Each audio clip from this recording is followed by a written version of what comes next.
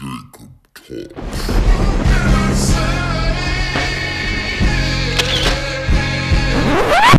he caused all, both small and great, rich and poor, free and bond, to receive a mark in their right hand or in their foreheads. Let's now back online. Good morning, Sarah. I need to create a clinical profile for you, Sarah. Which is more powerful, love or hate? I am actually an optimist, so I like to think love.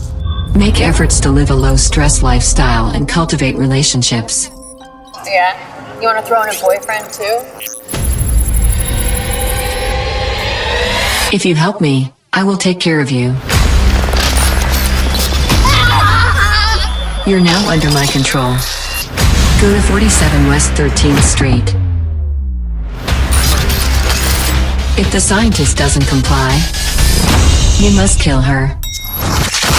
Well done, Sarah. I always get what I want. I have you under my control, don't I? I've been doing what you asked me to do since day one. You destroyed my life! I haven't destroyed it yet, Sarah. There are things I could do. To your mother. Oh, Commander, she died. People like you build monsters.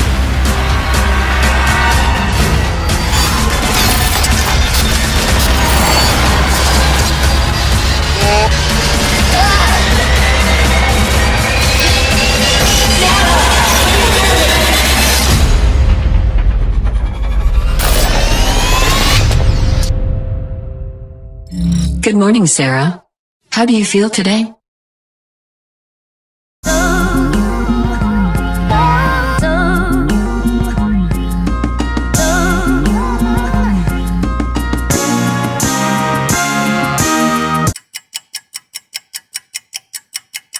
That pill, if you want to call it that, intelligent pill, at the time was already small enough by then to implant under the skin with a horse needle, a large hypodermic needle. And I was shown these, and they worked. And we could read them with a primitive hand wand type reader from about 7 or 8 feet away. And this was still primitive technology. Excuse me. Now, at the time in the security industry, a lot of us had a lot of concerns about tracking and locating people that had been kidnapped, particularly what was going on in Europe at the time, where we were having NATO officers, even the Prime Minister of Italy, kidnapped. And these people were drained, or they were brutalized, or both. And one of the goals of the industry was to develop technology that would allow us to track these people or locate them quickly, hopefully to save their lives, but on a secondary basis to keep them from being drained of sensitive information. And I brought this technology to a meeting in a skiff room in Virginia that was arranged by a friend of mine with the CIA and another friend of mine with the State Department at the time to introduce this technology to what we felt at the time were the right parties to use this new technology responsibly. Now, I hadn't heard about the remnant or any other religious beliefs at the time that said that everybody was going to be implanted with some sort of marking system, la the beast or 666. I wasn't even aware of that stuff at the time. And I was taking this as a serious solution to a potentially a problem that would not go away. And it was interesting, we met in this room, and because of the tight meetings we were involved with, certain people would not give you their full name or where they came from. I just had to trust that my two contacts had contacted the right parties to be there at the right time, and that they would all be responsible individuals. There was a mistake. After that meeting, I discovered that 2 of the people in the meeting had never been asked there, yet they knew about the meeting. They knew what it was about. They knew who was going to be there. And later research indicated that one of them actually worked for the Department of Agriculture and one of them worked for the Department of the Treasury. What prompted our looking at these 2 men was that the way they asked the questions they asked, the attitude behind them, even the body language, indicated that they had reasons for the use of this technology other than the one that was intended at the meeting. In fact, their largest concern was how fast could we make a couple billion of them? And could we each give each one of those a unique identity number? Now, this particular pill-shaped device, very minute, had a lot of flexibility in its capabilities. It was basically just almost a transponder. You would send a frequency to it, and it would respond back with its unique number, which could not be changed once the chip was made. Yet there were a lot of capabilities that could be added to this chip, such as monitoring temperature, blood pressure, pulse, and even waveforms out of the brain. But that was for research down the road. What was amusing to me a few months ago on a website that likes to collect articles on the unusual is that a lady out east had a chip removed from her body in 1999. And they had it blown up on the website. And it was a slight modification of this chip from Denver with some of its enhancements. And it was put in her, she believes, in either 1980 or 1981. What was amusing about this was that this gentleman never had to worry about money again. And he quietly passed on a lot of this technology to somebody we never knew. And this concerned my contacts in Washington because it never went anywhere with them. Somebody else took it and ran with it, and we never knew who it was. Now, in 1984, I found another technology by just sniffing the web, sniffing the literature of our industry and a dozen other industries, and I found that there was a professor at the University of New South Wales, where I still have the files on, that had discovered a way to make a microscopic lithium niobate chip. And by accident, he had scratched it. And he had a RF transmitter there. And he had a receiver on by sheer chance. And he found that on a certain frequency, he could send an energy beam to the chip. And it would respond back with a number. He worked on that technology. And that technology, eventually, I found out about. We flew him into Denver to our company, Systems Group of Colorado, and we did a test. He had some primitive small chips he brought with him. They're totally passive and very small, a 32nd of an inch, and only a couple thousandths thick. And by etching them, you could again create a unique signature, unique to each one. And this one theoretically could, depending on the size of it and the size of the etching, could have a unique number in the billions and billions. In fact, the test we did was amusing in that we set up a transmitter and a receiver based on removing an air grill from our drop ceiling and plugging up our transceiver into that as our antenna. And we were able to read that thing glued to a little piece of cardboard from 100 feet away with a piece of grill out of a drop ceiling, which is a pretty primitive antenna. Because we didn't know what frequency it was dealing with, so we had to come up with some kind of instant generic antenna. We were so impressed with the capabilities of this. It would read through thin layers of material, like thin plywood. And we were so impressed that, again, I felt that this was a technology that truly had some value. Because we also discovered in some testing that the papers work he had with him, that if we had a microscopic coil antenna with this, that we could read this from a mile away. And his later on analysis, a few weeks later, he got back to me and said that if we had an antenna, a coil antenna 2 inches in diameter with a chip in the middle, and that what the antenna is actually doing is acting as an amplifier to a great extent. And that what sends back out is a harmonic of the original frequency. That his numbers crunching showed that he could read this thing from 120 kilometers in space. And that there were other attributes of this chip that could be tied into it, especially if it was powered in some minute way, and give it a lot more kickapoo juice. Well, again, I took this, and a lot more care this time, to a meeting that we had in Virginia at a subcontractor's company that I knew that does a lot of work for the intel community.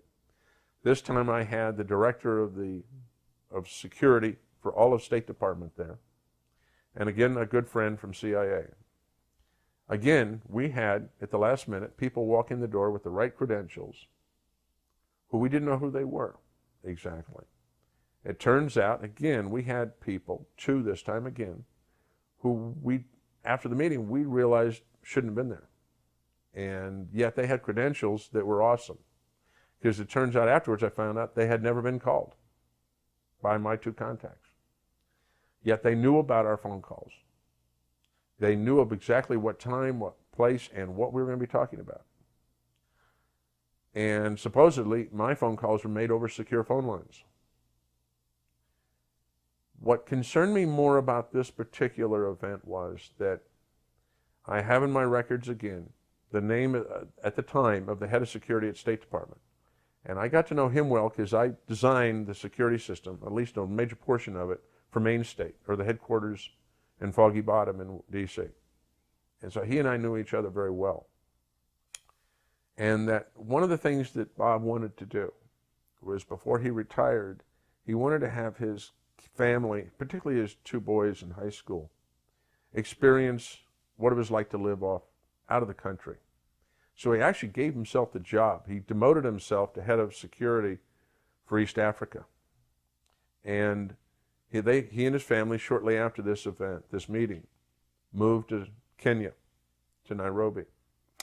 And he and I quietly kept in touch through our other contact in Washington. And kept probing who these two men were. We were having a devil of a time finding who they were, who they really were. Because what bothered me was that the professor all of a sudden got a giant grant.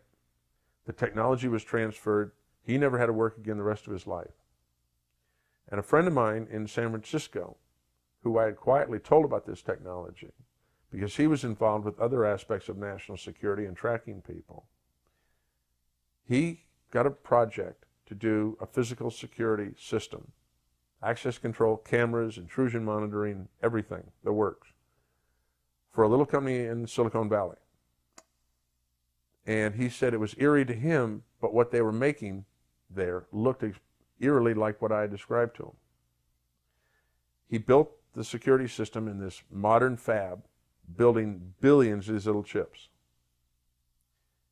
He wound up a year later being asked if he'd want to buy the security system back. They were shutting the factory down after they'd made billions and billions of these little chips. And it was a division of a rather major European electronics firm that had the plant. Which one? Siemens. And what concerned me was that they had built these chips, and who knows what happened to them. And they built them in the billions in volume, because they're so small that you can take a 6-inch wafer and make hundreds of thousands of them on a wafer. And they disappeared somewhere. But in the process, what concerned me more was Bob did not give up trying to find out who these guys were and who they worked for, what their agendas were. He and I had had long talks now by the mid-'80s about what was really going on in government, who was controlling what concerns he had, because he had come to the realization there were a lot of things going on that weren't right. And he had supposedly made some contacts to find out more of what was going on. And he had contacted our mutual friend at CIA, another long-term contractor, been involved since World War II, in the very founding of the CIA, who got in touch with me and said, Bob's got something hot, and when he's back in the country again on business, we're going to get a meeting. A few days later, Bob was on his way to work just after dropping the two boys off at a private high school, I believe, in Nairobi. He was on the way to the embassy. And he was broadsided at a stoplight at 60 miles an hour by a reinforced Land Rover. He was killed instantly. The Brit that supposedly was drunk at 6 in the morning, 7 in the morning, was taken to the hospital and immediately disappears. And all the evidence he had given in the way of documentation was proven to be phony as to who he was, and Bob was killed. And it was a hit. And it's always concerned me today that he had gotten a little too close to who had been involved with this implantable chip technology. We'd been trying to, for a couple of years then, quietly trying to find out who had been doing it without our government realizing it was going on. Because whoever it is has got total ability to penetrate anytime, anywhere, our government, and locate what is going on instantly. Who do you think they are? Research since the early 80s on my own and with some friends indicates that we have at least 4 power groups in the world. They have wealth beyond all imagination. They have advanced technologies.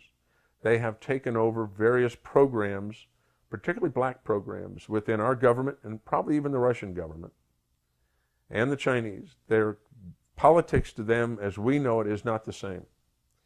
And they have agendas totally unlike what our governments, we perceive our government's agendas really are. And that they are able to track unbelievably what's going on around them at a minute level. And who these people are, my friends and I have given them names, but they have no relevance to what they call themselves. We just simply call them the 4 horsemen. And that these horsemen work together at times, and they work against each other at times. There's an ongoing battle between them at a low level to who's going to be top dog in the world. The one commonality to all 4 appears to be an absolute desire for control of everything and everything.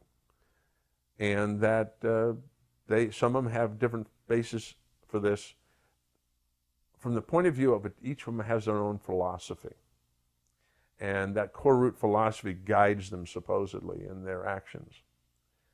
And we believe that this is what was causing a lot of strange things to happen in Nevada that we were experiencing, and in a strange way correlates also with what happened with these implantable chip technologies that I personally brought, now I look at it, to the wrong people in the government. The US government has accidentally sent evidence of a top-secret mind-controlled weapons program in an email responding to a Freedom of Information Act request on a totally unrelated topic. According to the accidentally released government files, psychoelectronic weapons are a powerful mind-controlled weapons system capable of being deployed in various ways.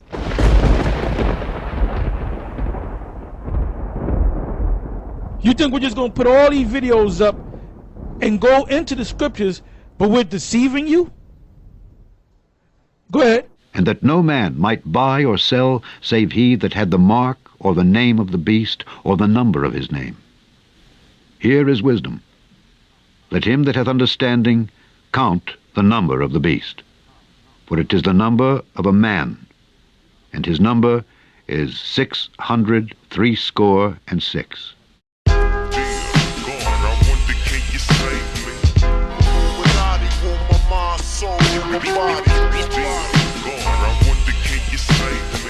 Secret society, trying to keep the